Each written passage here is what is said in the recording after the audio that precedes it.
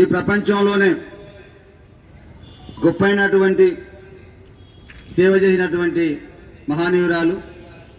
ఆమె జయంతిని ప్రపంచవ్యాప్తంగా నర్సింగ్ డేగా నిర్వహిస్తూ ఉంటారు. ఈ విధంగా మనిషికి సేవ చేయడం అంటే ఎంత అదృష్టంగా భావించినటువంటి ఫ్లోరెన్స్ నైటింగేల్ ఈ సమాజానికి గొప్పైనటువంటి సేవకురాలుగా మనకందరికీ సుపరిచితమైనటువంటి ఫ్లోరెన్స్ నైటింగేల్ గారి యొక్క కార్యక్రమం నిర్వహిస్తున్నాం. ఇటు కార్యక్రమాన్ని ఉద్దేశించి రవి పండితుడు భూరోజు గిరిరాచార్యని మాట్లాడవలసిందిగా సాధారణంగా విజ్ఞప్తి చేస్తున్నాం. ఈరోజు విశ్వంలో సేవలో విశ్వమాతగా పేరొందిన మదర్ తెరీసా అమ్మ ఎంత సేవ చేసిందో విశ్వంలో రోగులకు కానీ దీనులకు కానీ. అలాంటి కోవకు చెందిన మరో మహనీయురాలు ఫ్లోరెన్స్ నైటింగేల్ గారి వర్ధంతి కార్యక్రమాన్ని నిర్వహిస్తున్న ప్రియమిత్రులు రాజారాం ప్రకాశ్ సార్ గారు, రాష్ట్ర వాల్మీకి సంఘ నాయకులు బాధ్యులు కావలి బాలస్వామి నాయుడు, మైనార్టీ నాయకుడు క్రాఫ్ట్ టీచర్ బాల్మయ్య గారు, రాష్ట్ర తెలంగాణ జానపద గాయకుడు కళాకారుడు మల్లెపు నరసింహ గారు, ఇక్కడికి విచ్చేసిన అందరికీ స్వాగతం పలుకుతూ, ఫ్లోరెన్స్ నైటింగేల్ అంటేనే మనకు మొదట గుర్తొచ్చేది నర్సులు. నర్సుల సేవకు ప్రతీక ఆ అమ్మ. అందుకే ఆ అమ్మ జన్మదినాన్ని మే 12ను నర్సు డేగా, నర్సుల దినోత్సవంగా మనం నిర్వహించుకుంటాం.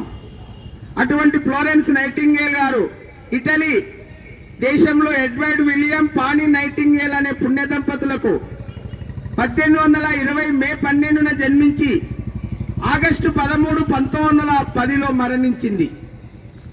ఆ రోజుల్లో విలియం ఎడ్వర్డ్ కు పానీ నైటింగేల్ కి 2 కూతుర్లు. ఈ అమ్మ చిన్నది, ఈమెకు అక్క ఉంది. తల్లిదండ్రుల ఎంట తిరుగుతూ ఆ రోజుల్లో పుట్టుకతోనే పువ్వు పరిమళిస్తుందని ఆమెది శుతిమెత్తని హృదయం.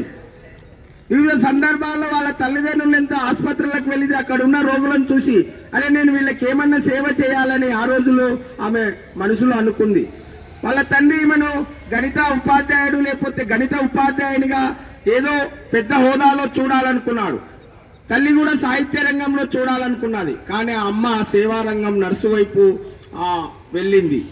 కనుక ఆ విధంగా ఆమె నర్సు ట్రైనింగ్ చేసి నర్సుల సేవలను ఆమె ఆసుపత్రిలో అంటే నర్సుల సేవకు ప్రతీకగా నిలిచింది రోగులకు.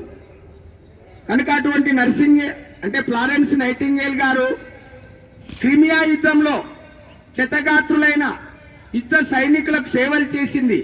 ఆ సందర్భంలో ఆమెకు లేడీ విత్ ది ల్యాంప్గా అంటే కొనబాణంతో కొట్టుమిట్టాడుతున్న చాలా మందిని బ్రతికించిన మహనీయురాలు ఫ్లోరెన్స్ నైటింగేల్. ఈ సందర్భంగా ఒక మాట ఏమిటంటే, ఒక ఆసుపత్రిలో వైద్యుడు రోగులకు మందులు ఎంత అవసరమో నర్సుల సేవ కూడా అంతే అవసరం. వాళ్ళు సమయానికి మందులు ఇవ్వకపోతే రోగుల ప్రాణాలు పోతాయి. కనుక నర్సులు అమ్మ తర్వాత అమ్మ లాంటి వాళ్ళు నర్సులు.